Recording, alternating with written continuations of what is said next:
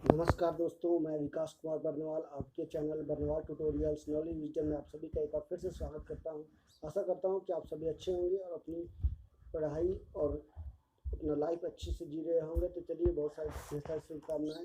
चलिए आज की क्लास की शुरुआत करते हैं। तो मैं आज एक ऐसी शख्सियत से आपको मिलाने जा रहा हूँ जिनका संघर्ष जो है एक आदर्श के रूप में और एक मोटिवेशनल के रूप में हमारे लिए जो है बनकर उभरा है। तो मैं बात कर रहा हूँ अरुणिमा सिन्हा का, जिन्होंने जो है काफ़ी बड़ी उपलब्धि अपना जीवन में प्राप्त की है और काफ़ी संघर्षशील रहा है इनका जीवन। किस तरह से उन्होंने संघर्ष करते हुए अपने जीवन में ये उपलब्धि पाई है, उसके बारे में आपको विस्तार से बताने वाला हूँ। तो जरूर देखिए इस वीडियो को अंत तक। आगे क्या है इनका जीवन, कैसे उन्होंने संघर्ष किया, किस तरह से कौन कौन सी कठिनाइयाँ आई और आखिरकार उन्होंने जो है पर्वत यानी माउंट एवरेस्ट की चढ़ाई कैसे की और दुनिया के अन्य देशों की पर्वतों को भी चढ़ाई उन्होंने किस प्रकार किया, उनके बारे में विस्तार से आपको बताऊंगा। जरूर देखिए आगे। तो चलिए इसके बारे में आगे बढ़ने से पहले बता दूँ कि भारत में पिछले 5 महीने से सबसे ज़्यादा जीएसटी संग्रह हुआ है। कहा जा रहा है कि सितंबर में 1,17,000 करोड़ रुपये का संग्रह हुआ है। लगातार तीसरा महीना है जब संग्रह 1,00,000 करोड़ से ज़्यादा हुआ है। देश की अर्थव्यवस्था की बात की जाए तो तेज रफ्तार से बढ़ने को तैयार है। चलिए इसी सब क्लास की आज की खास वीडियो की शुरुआत करते हैं। तो फटाफट चैनल को सब्सक्राइब कर दिए। और बता दूं कि दूरसंचार सचिव विभाग का सचिव के नया पद के रूप में जो है के राजारमन जी को नियुक्ति दी गई है।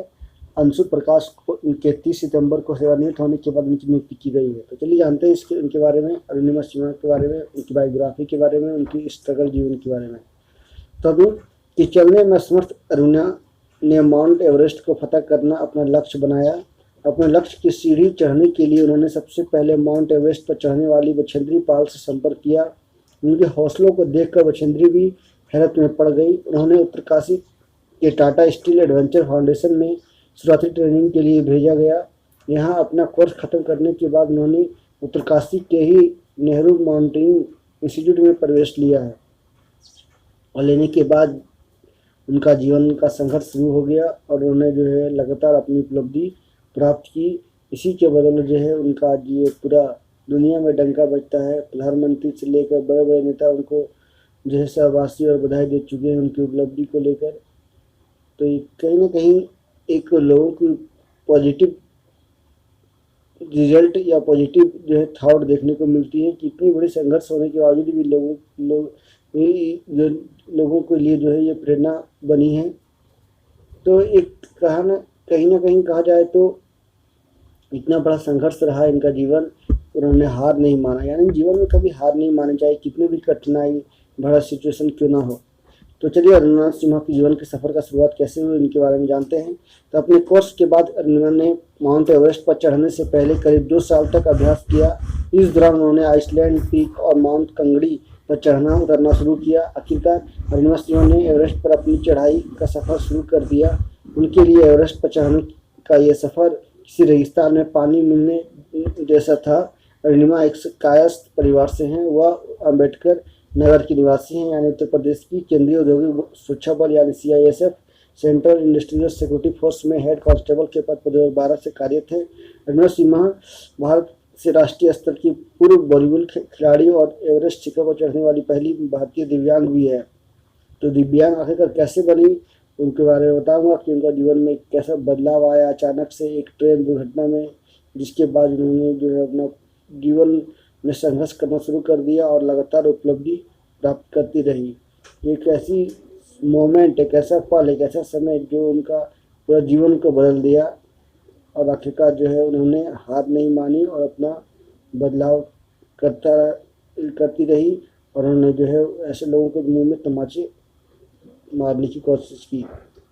बता दूं कि एक पेड़ के सहारे दुनिया की 6 प्रमुख पर्वत चोटियों पर तिरंगा लहराकर विश्व कीर्तिमान स्थापित कर चुकी भारत की पहली पर्वतारोही अरुणिमा सिन्हा ने अपने नाम एक और बड़ी उपलब्धि दर्ज कर ली है। उन्होंने दुनिया की सबसे ऊंची पर्वत चोटियों में शामिल अंटार्कटिका का विंसेंट मैसिफ हिल पर भी जो है तिरंगा फहराने में कामयाबी हासिल की है।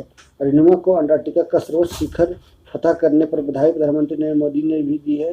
उन्होंने अपने आधिकारिक ट्विटर हैंडल पर लिखा है, अरुणिमा सिन्हा को सफलता की नई ऊंचाई पर पहुंचने के लिए बधाई। वह भारत का गर्व है जिसने अपनी मेहनत और लगन से खुद को पहचान बनाई है। उन्हें उनके भविष्य के प्रयासों के लिए शुभकामनाएं।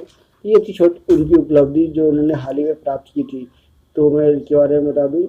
आगे मैं आपको बताऊंगा कि कैसे उनका ये जो है जीवन में बदलाव आया, वो उनका पैर कैसे कटा, आखिरकार वो जीवन, वो समय क्या था, वो दुर्घटना हुई कैसे, उनके बारे में आपको विस्तार से बताऊंगा कि किस तरह से अपराधियों ने जो है उनको ट्रेन से धकेल दिया, जिसके कारण से जो है उनका एक पैर जो है उन्होंने अपना खो दिया। तो चलिए इसके बारे में मैं आपको विस्तार से बता दूं। चलिए वीडियो को आगे जरूर देखिए अंत तक। तो चलिए, दुनिया भर के 7 सब ऊंची पर्वत चोटियों को कर चुकी है फतह। तो गौरतलब है कि अनस माउंट एवरेस्ट को फतह करने वाली पहली दिव्यांग महिला है। उन्होंने अपनी हालिया सफलता को लेकर ट्वीट करते हुए प्रधानमंत्री नरेंद्र मोदी को टैग किया था और उन्होंने अपने ट्वीट में लिखा, इंतजार खत्म हुआ, मुझे आपके साथ यह साझा करते हुए खुशी हो रही है कि माउंट विल्सन अंटार्कटिका की सबसे ऊंची चोटी पर चढ़ाई करने वाली दुनिया की पहली दिव्यांग महिला का विश्व रिकॉर्ड हमारे देश के नाम हो गया है। सभी के आशीर्वाद और प्रार्थना के लिए आभार। जय हिंद। कृत्रिम पैर के सहारे एवरेस्ट यानी एशिया फतह करने वाली, एशिया में जो है करने वाली दुनिया की एकमात्र महिला अरुणिमा अब तक किलिंजोरी अफ्रीका, एल्ब्रूस रूस, कॉस्टन पिरामिड इंडोनेशिया, किजास्को ऑस्ट्रेलिया और माउंट अंकागुआ जो कि दक्षिण अमेरिका पर्वत चोटियों को जो फतह कर चुकी है, यानी विभिन्न देशों के, इंडोनेशिया की, अफ्रीका की, रूस की, दक्षिण अमेरिका की और एशिया की दुनिया की सबसे छोटी जो कि 8,848 के आसपास मीटर के आसपास जो है दुनिया की सबसे ऊंची माउंट एवरेस्ट, ऊंची पहाड़ बोल सकते हो या ऊंची चोटी, जिसको उन्होंने फतह भी कर लिया है। तो कहीं ना कहीं जो ये उपलब्धि जो है उनके जीवन में बड़ा बदलाव लाया है, जिसके कारण से जो लोग इनसे सीखने की कोशिश कर रहे हैं।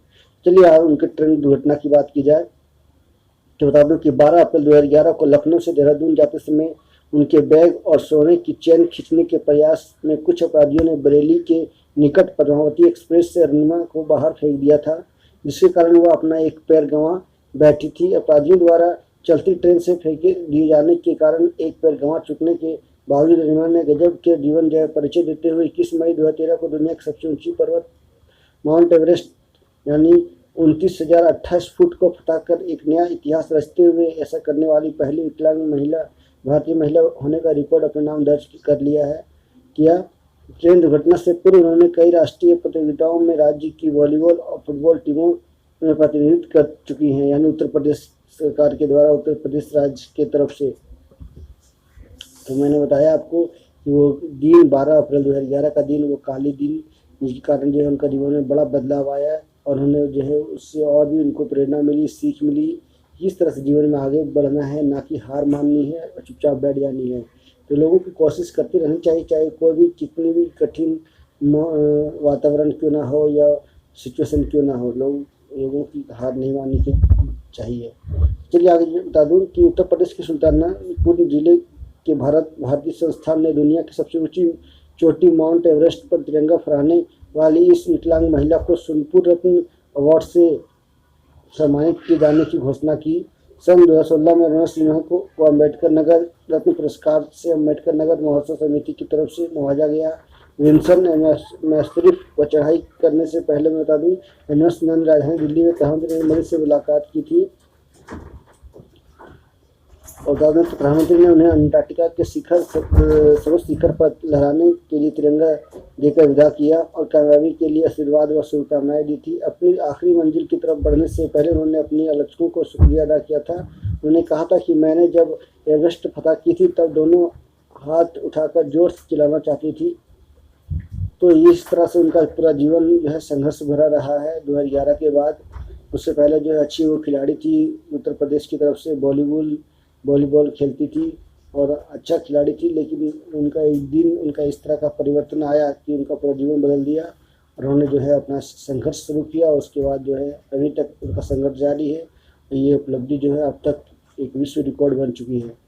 तो ये था अनस से जुड़ा हुआ महत्वपूर्ण जानकारियाँ। आई होप आप लोगों को बहुत कुछ जानकारी मिली होगी। So thank you very much for watching. Stay healthy and be happy. जरूर देखिए वीडियो को, लोगों को शेयर कीजिए ताकि लोग भी इसे सीख सके, जान सके कि हमें जीवन में कभी हार नहीं माननी चाहिए, लगातार संघर्ष करनी चाहिए। प्रत्येक दिन कुछ ना कुछ हम लोगों को में जीवन में बदलाव आता है, जिससे हम सीखते हैं और हमेशा पॉजिटिव थॉट रखने की जरूरत है, ना कि नेगेटिव, जिससे हमें जीवन में आगे बढ़ने की प्रेरणा मिलती है रहेगी। Thank you very much for watching, stay healthy again, नमस्कार, धन्यवाद, थैंक यू।